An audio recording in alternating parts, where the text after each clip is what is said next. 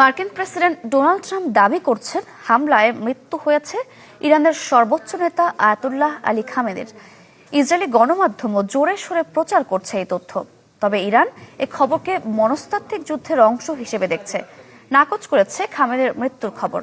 তবে আলী খামেনির মেয়ে, জামাতা ও নাতির মৃত্যুর খবর আসছে ইরানি গণমাধ্যমগুলোতে।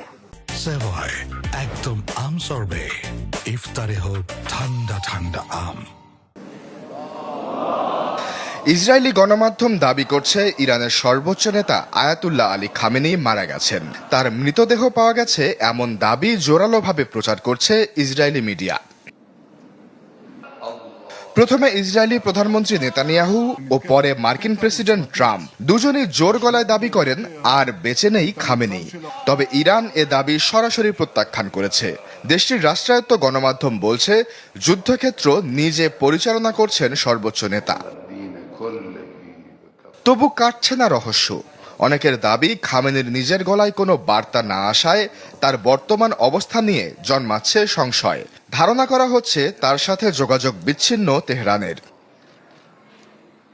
খামেনি বেঁচে আছেন কি নেই সেই উত্তর এখনো অনিশ্চিত, কিন্তু নিশ্চিত যে ইরানের নেতৃত্ব কাঠামো এখন ইতিহাসের সবচেয়ে বড় সংকটে। ৮৬ বছর বয়সী খামেনি ৩৫ বছর ধরে শাসন করছেন ইরান, যা তাকে বিশ্বের সবচেয়ে দীর্ঘমেয়াদী কর্তৃত্ববাদী শাসকদের একজন করেছে। ইরানের সংবিধান অনুযায়ী সুপ্রিম লিডারই সর্বোচ্চ ক্ষমতার অধিকারী। বিচার বিভাগ, রাষ্ট্রীয় মিডিয়া, সশস্ত্র বাহিনী সবই তার নিয়ন্ত্রণে।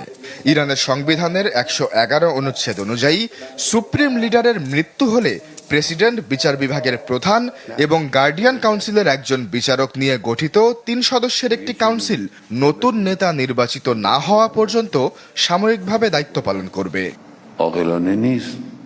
কিন্তু এই মুহূর্তে সেই কাঠামোই সংকটে। রয়টার্স বলছে ইরানের প্রতিরক্ষা মন্ত্রী আমির নাসির জাদেহ এবং IRGC commander Mohammad Pakpour Israeli হামলায় নিহত হয়েছেন। একই সাথে তেহরান সিটি কাউন্সিলের এক সদস্যের দাবি খামেনির জামাই ও পুত্রবধূ দুজনই হামলায় নিহত হয়েছেন।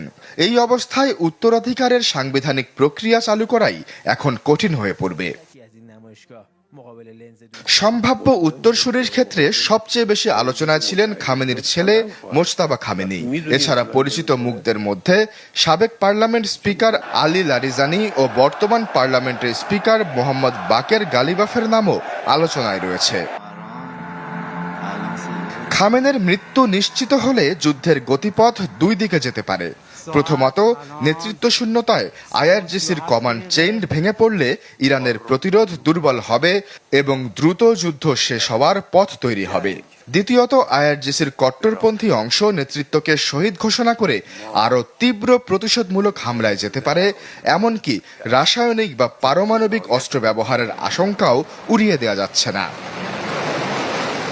আশ্বাস চৌধুরী, চ্যানেল 24।